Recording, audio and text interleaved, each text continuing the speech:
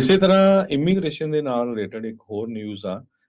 ਬਹੁਤ ਸਾਰੇ ਜਿਹੜੇ ਆਪਣੇ ਵੀ ਸਰੋਤੇ ਹੈਗੇ ਆ, ਉਹ ਯੂ ਵੀਜ਼ਾ ਅਪਲਾਈ ਕਰਦੇ ਆ। ਤੁਹਾਡੇ ਕਦੇ ਸੱਟ ਚੋਟ ਲੱਗ ਜਾਏ ਕੰਮ ਦੇ ਉੱਤੇ, ਤੁਹਾਡਾ ਜਿਹੜਾ ਇੰਪਲਾਇਰ ਆ ਤੁਹਾਨੂੰ ਪੈਸੇ ਨਹੀਂ ਦਿੰਦਾ, ਉਹਦੇ ਬਾਰੇ ਡਿਸਕਸ਼ਨ ਬਹੁਤ ਹੁੰਦੀ ਆ। ਬੋਸਟਨ ਤੋਂ ਖਬਰ ਆ ਰਹੀ ਆ ਵੀ 4 ਜਣਿਆਂ ਨੂੰ ਅਰੈਸਟ ਕੀਤਾ ਗਿਆ ਹੈ, ਜਿਨ੍ਹਾਂ ਨੇ ਝੂਠੀਆਂ ਰੋਬਰੀਆਂ ਸ਼ੋਅ ਕੀਤੀਆਂ ਸੀਆਂ ਤੇ ਉਸ ਤੋਂ ਬਾਅਦ ਜਿਹੜਾ ਯੂ ਵੀਜ਼ਾ ਅਪਲਾਈ ਕੀਤਾ ਸੀ।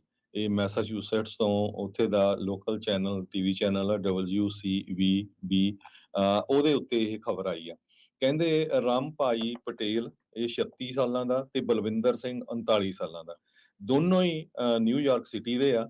ਇਹਨਾਂ ਨੂੰ ਚਾਰਜ ਕੀਤਾ ਗਿਆ ਹੈ conspiracy to commit visa fraud. ਕਹਿੰਦੇ ਵੀ acting US attorney for Massachusetts Joshua Levy, ਉਹਨਾਂ ਨੇ ਕਿਹਾ ਵੀ ਪਟੇਲ ਨੂੰ ਸਿਆਟਲ ਦੇ ਵਿੱਚ ਅਰੈਸਟ ਕੀਤਾ ਗਿਆ ਹੈ ਤੇ ਬਲਵਿੰਦਰ ਸਿੰਘ ਨੂੰ ਕੁਈਨਸ ਦੇ ਵਿੱਚ ਦਸੰਬਰ 13 ਨੂੰ ਅਰੈਸਟ ਕੀਤਾ ਗਿਆ। ਇਹ ਨਿਊਜ਼ ਜਿਹੜੀ ਅੱਜ ਦੀ ਹੈ ਐਕਚੁਅਲੀ।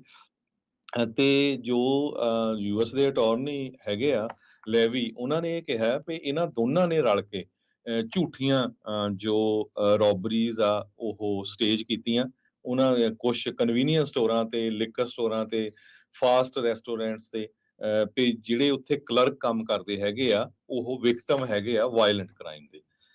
ਸੋ ਉਹ ਤੋਂ ਬਾਅਦ ਉਹਨਾਂ ਨੇ ਯੂ ਵੀਜ਼ਾ ਅਪਲਾਈ ਕੀਤਾ। ਸਾਰਿਆਂ ਨੂੰ ਪਤਾ ਹੀ ਆ ਵੀ ਯੂ ਵੀਜ਼ਾ, ਜੇ ਤੁਸੀਂ ਵਿਕਟਮ ਆ ਕਿਸੇ ਕ੍ਰਾਈਮ ਦੇ ਤੇ ਉਹ ਜਾਂ ਤੁਸੀਂ ਅਬਿਊਜ਼ ਸਫਰ ਕੀਤਾ ਹੈਗਾ ਤੇ ਉਹ ਐਲੀਜੀਬਲ ਹੁੰਦਾ। ਸੋ ਇਸ ਦੇ ਸਬੰਧ ਦੇ ਵਿੱਚ ਉਹਨਾਂ ਨੇ ਕਈ ਜਿਹੜੇ ਲਿਕਰ ਸਟੋਰ, ਗੈਸ ਸਟੇਸ਼ਨਸ ਆ, ਉਹਨਾਂ ਦੇ ਡਾਕੂਮੈਂਟ ਕੀਤੇ ਆ, ਜਿਨ੍ਹਾਂ 'ਚ ਮਾਰਚ 22 ਨੂੰ ਇੱਕ ਰਿਚਡੇਲ ਫੂਡ ਸ਼ਾਪ ਹਾਈ ਹੈਮ ਮੈਸਾਚੂਸੇਟਸ ਦੇ ਵਿੱਚ ਆ।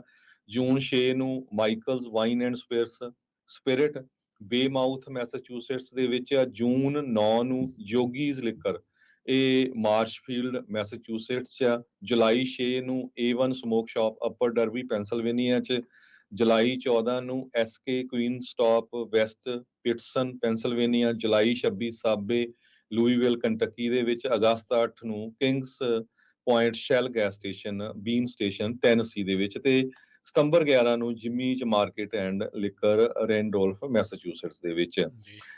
ਕਹਿੰਦੇ ਵੀ ਇਸ ਤੋਂ ਬਿਨਾਂ ਜਿਹੜੇ ਪਟੇਲ ਸਾਹਿਬ ਆ, ਉਹਨਾਂ ਨੂੰ ਅਕਿਊਜ਼ ਕੀਤਾ ਗਿਆ ਹੈਗਾ ਵੀ ਉਹ ਸਟੋਰ ਓਨਰਸ ਨੂੰ ਪੇ ਕਰ ਰਹੇ ਸੀ, ਉਹਨੇ ਪੈਸੇ ਵੀ ਪੇ ਕੀਤੇ ਆ ਵੀ ਇਹ ਸਾਰੀ ਜਿਹੜੀ ਰੋਬਰੀ ਆ ਸਟੇਜ ਕਰਨ ਦੇ ਲਈ। ਹੁਣ ਤੁਸੀਂ ਦੇਖੋ ਵੀ ਇਹ ਹੁਣ US ਦਾ ਜਿਹੜਾ ਅਟਾਰਨੀ ਆ, US ਅਟਾਰਨੀ ਫਾਰ ਮੈਸਾਚੂਸੇਟਸ, ਉਹਨਾਂ ਦੇ ਰੈਕਡ ਦੇ ਵਿੱਚ ਆ ਗਿਆ ਵੀ ਇਹ ਜੋ ਰੋਬਰੀਜ਼ ਆ ਫੇਕ ਕਰਾ ਕੇ ਯੂ ਵੀਜ਼ਾ ਜਿਹੜਾ ਆ ਉਹ ਅਪਲਾਈ ਕਰ ਰਹੇ ਸੀ। ਸੋ ਦੇਖੋ 8 ਇਨਸੀਡੈਂਟ ਉਹਨਾਂ ਨੇ ਸ਼ਨਾਖਤ ਕਰ ਲਏ ਆ। ਹੋ ਸਕਦਾ ਵੀ ਹੋਰ ਵੀ ਇਸ ਤੋਂ ਵੱਧ ਜਿਹੜੇ ਉਹ ਹੋਣ। ਬਲਵਿੰਦਰ ਸਿੰਘ ਕਹਿੰਦੇ ਵੀ ਉਹਦੀ ਬੋਸਟਨ ਫੈਡਰਲ ਕੋਰਟ ਰੂਮ ਦੇ ਵਿੱਚ ਪਹਿਲੀ ਹੀਅਰਿੰਗ ਹੋਈ ਆ। ਪਟੇਲ ਨੂੰ ਅਜੇ ਜਿਹੜਾ ਉਹ ਪੇਸ਼ ਕਰਨਾ ਹੈ। ਕਹਿੰਦੇ ਵੀ ਇਸ ਮਾਮਲੇ ਵਿੱਚ ਕਈ FBI ਦੇ field offices, local police agencies ਵੀ ਇਨਵੈਸਟੀਗੇਸ਼ਨ ਦੇ ਵਿੱਚ ਹਿੱਸਾ ਜਿਹੜੀਆਂ ਉਹ ਲੈ ਰਹੀਆਂ ਸੀਗੀਆਂ। ਸੋ ਦੇਖੋ ਕਈ ਵਾਰੀ ਨਾ ਕਹਿ ਦਿੰਦੇ ਆ ਵੀ ਕਿਉਂ ਗੱਲਾਂ ਜਿਹੜੀਆਂ ਇਹ ਹੁੰਦੀਆਂ ਆ, ਪਰ ਜਦੋਂ ਸਿਸਟਮ ਦਾ ਕੋਈ ਗਲਤ ਇਸਤੇਮਾਲ ਕਰਨ ਦੀ ਕੋਸ਼ਿਸ਼ ਕਰਦਾ ਆ, ਰੀਅਲ ਵਿਕਟਮਸ ਵੀ ਜਿਹੜੇ ਬਾਅਦ ਦੇ ਵਿੱਚ ਉਹ ਪੀੜਤ ਹੋ ਜਾਂਦੇ ਆ, ਉਹਨਾਂ ਦੇ ਵੀ ਜਿਹੜੇ ਸਹੀ ਕੇਸਾਂ ਨੂੰ ਵੀ ਉਹ ਫਿਰ ਸ਼ੱਕ ਦੀ ਨਜ਼ਰ ਦੇ ਨਾਲ ਦੇਖਣ ਲੱਗ ਜਾਂਦੇ ਆ। ਸੋ ਇਹ ਇੱਕ ਬਹੁਤ ਮੰਦਭਾਗਾ, ਇਹਦਾ ਦੂਸਰਾ ਚਿਹਰਾ ਹੁੰਦਾ ਆ ਕਿਸੇ ਪਾਲਿਸੀ ਦਾ, ਜਿਹਦਾ ਕੋਈ ਗਲਤ ਢੰਗ ਦੇ ਨਾਲ ਫਾਇਦਾ ਚੱਕਣ ਦੀ ਕੋਸ਼ਿਸ਼ ਜਿਹੜੀ ਉਹ ਕਰਦੇ। ਇਸ ਮਾਮਲੇ 'ਚ ਹੁਣ ਰਾਮ ਭਾਈ ਪਟੇਲ ਤੇ ਬਲਵਿੰਦਰ ਸਿੰਘ, ਇਹ ਦੋ ਹੱਥੇ ਚੜੇ ਆ। ਇਹਨਾਂ ਨੂੰ ਕਹਿੰਦੇ ਵੀ ਉਹਨਾਂ ਨੇ ਗਲਤ, ਦੇਖੋ ਫੇਕ ਜਿਹੜੀਆਂ ਆ 8 ਘੱਟੋ ਘੱਟ ਕਹਿੰਦੇ ਵੀ ਫੇਕ ਆਰਮਡ ਰੋਬਰੀਜ਼ ਜਿਹੜੀਆਂ ਆ ਉਹਨਾਂ ਨੇ ਇਹ ਕੀਤੀਆਂ ਆ। ਤੇ ਜਦੋਂ ਹੁਣ ਅੰਦਰ ਆਏ ਉਹਨਾਂ ਨੇ ਜਿੱਦਾਂ ਸ਼ੋਅ ਕੀਤੀਆਂ, ਮਤਲਬ ਆਪ ਨਹੀਂ ਕੀਤੀਆਂ, ਵੀ ਉਹ ਵਿਕਟਮ ਜਿਹੜੇ ਉਹ ਉਹਨਾਂ ਨੇ ਬਣਾਏ ਆ। ਇਹ ਮਿਲਾ ਦਾ ਸਟੇਜ ਕਰਵਾਉਂਦੇ ਸੀ, ਹੋ ਸਕਦਾ ਬਿਲਕੁਲ ਪੈਸੇ ਲੈਂਦੇ ਸੀ ਸੀਗੇ ਯੂ ਵੀਜ਼ਾ ਦਿਵਾਉਣ ਦੇ ਲਈ ਅਪਲਾਈ ਕਰਨ। ਸੋ ਹੁਣ ਕਹਿੰਦੇ ਵੀ ਕਰਦੇ ਕਿੱਦਾਂ ਸੀ ਵੀ ਜਿਹੜੀਆਂ ਸਟੇਜ ਰੋਬਰੀਜ਼ ਹੈਗੀਆਂ ਆ, ਵੀ ਉਹਦੇ 'ਚ ਇੱਕ ਲੁਟੇਰਾ ਆਂਦਾ, ਰੋਬਰ ਆਂਦਾ ਆ ਸਟੋਰ ਕਲਰਕ ਤੋਂ ਤੇ ਜਾਂ ਓਨਰ ਤੋਂ, ਉਹਨੂੰ ਬੰਦੂਕ ਦਿਖਾਲਦਾ ਆ, ਫਾਇਰ ਆਰਮ, ਤੇ ਕੈਸ਼ ਲੈ ਕੇ ਚਲੇ ਜਾਂਦਾ ਹੈਗਾ ਆ। ਉਸ ਤੋਂ ਬਾਅਦ 5 ਮਿੰਟ ਵੇਟ ਕੀਤੀ ਜਾਂਦੀ ਆ, ਹਨਾ। ਸਰਵੇਲੈਂਸ ਵੀਡੀਓ 'ਚ ਵੀ ਸ਼ੋ ਹੁੰਦਾ ਹੈ, ਕਲਰਕ ਤੇ owners would then wait for 5 or more minutes, ਜਦ ਤੱਕ ਰੋਬਰ ਉੱਥੋਂ ਨਿਕਲ ਕੇ ਚਲੇ ਜਾਏ, ਫਿਰ ਉਹ ਪੁਲਿਸ ਨੂੰ ਕਾਲ ਕਰਦੇ ਸੀ। ਤੇ ਏਦਾਂ ਹੁਣ ਇਹ ਵੀ ਇਹ ਕੀ ਪਤਾ ਵੀ ਰੋਬਰ ਵੀ ਕੋਈ ਆਪੋ ਹੀ ਘੱਲਿਆ ਹੁੰਦਾ ਨਹੀਂ, ਉਹ ਹੋਵੇ, ਤਾਂ ਫਿਰ ਰਾਈਟ? ਆਬਵੀਅਸ ਜੀ ਗੱਲ ਹੈ, ਜਿਹੜਾ ਸਟੇਜ ਕੀਤਾ ਹੈ ਤੇ ਰੋਬਰ ਵੀ ਯਾ ਤਾਂ ਨਕਲੀ ਓ ਹੀ ਹੋਣਾ ਹੈ, ਅਸਲੀ ਥੋੜ੍ਹੀ ਹੋਣਾ ਆ। ਉਹ ਤਾਂ ਨਕਲੀ ਓ ਹੀ ਉਹਨੂੰ ਵੀ ਪੈਸੇ ਦੇ ਕੇ ਉਹ ਜਿਹੜਾ ਕਰਾਇਆ ਜਾਂਦਾ ਆ। ਇਹ ਤਾਂ ਉਹ ਲੱਗਦਾ ਹਰਜੋਤ ਸਿੰਘ ਜੀ, ਜਿੱਦਾਂ ਆਪਾਂ ਪੁਲਿਸ ਦੀ ਉਹ ਰਿਪੋਰਟ ਨਹੀਂ FIR ਕਰਦੇ ਹੁੰਦੇ, ਉਹ ਸਾਈਕਲ ਜੀ, ਤੇ ਆਉਂਦਾ ਸੀ, ਖੱਬੇ ਹੱਥ ਨੂੰ ਭੱਜਿਆ, ਫਿਰ ਡਿੱਗ ਗਿਆ ਤੇ ਫਿਰ ਫੜ ਲਿਆ। ਇਹ ਉਹੀ ਗੱਲ ਆ ਵੀ ਸੇਮ ਟਰੈਂਡ ਦੇ ਨਾਲ, ਇੱਕੋ ਤਰੀਕੇ ਦੇ ਨਾਲ ਜਿਹੜਾ ਉਹਨਾਂ ਨੇ ਇਸ ਤਰੀਕੇ ਦੇ ਨਾਲ ਉਹ ਜਿਹੜੀਆਂ ਉਹ ਕੀਤੀਆਂ ਆ, ਤਾਂ ਹੁਣ ਇਹ ਹੱਥੇ ਚੜ੍ਹੇ ਆ। ਏਦਾਂ ਦੇ ਹੋਰ ਪਤਾ ਨਹੀਂ ਕਿੰਨੇ ਕੁ ਕੇਸ ਜਿਹੜੇ ਉਹ ਸਾਹਮਣੇ ਆ ਸਕਦੇ ਨੇ।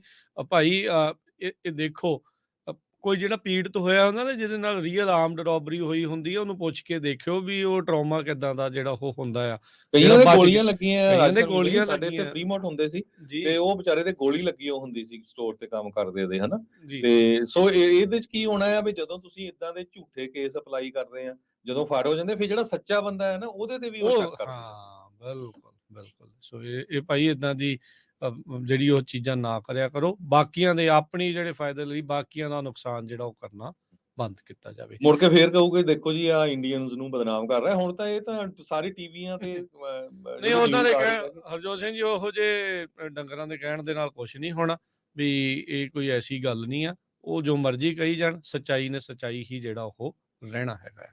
ਆਪਾਂ ਬ੍ਰੇਕ ਲੈ ਲਈਏ, ਬ੍ਰੇਕ ਤੋਂ ਬਾਅਦ ਮੁੜ ਕੇ ਫਿਰ ਵਾਪਸ ਹਾਜ਼ਰ ਹੁੰਦੇ ਆ। ਕੀ ਕੁਛ ਹੋਰ ਚੱਲ ਰਿਹਾ ਆ। ਇਸ ਟਾਈਮ ਯੂਕਰੇਨ ਤੇ ਰੂਸ ਦੀ ਜਿਹੜੀ ਜੰਗ ਚੱਲ ਰਹੀ, ਤਕਰੀਬਨ 2 ਸਾਲ ਹੋ ਚੱਲੇ ਆ। ਉਸ ਦੇ ਵਿੱਚ ਲੇਟੈਸਟ ਕੀ ਅਪਡੇਟਸ ਆਈਆਂ ਆ, ਉਸ ਉੱਤੇ ਵੀ ਆਪਾਂ ਜਿਹੜੀ ਉਹ ਚਰਚਾ ਕਰਾਂਗੇ। ਓਹਾਇਓ ਦੇ ਗਵਰਨਰ ਦੇ ਕੁਛ ਬਿੱਲ ਵੀਟੋ ਕੀਤੇ ਆ, ਕਿਹੜੇ ਬਿੱਲ ਵੀਟੋ ਹੋਏ ਆ, ਉਸ ਬਾਰੇ ਆਪਾਂ ਚਰਚਾ ਕਰਦੇ ਆ। ਮਿਲਦੇ ਇੱਕ ਬ੍ਰੇਕ ਤੋਂ ਬਾਅਦ 'ਚ।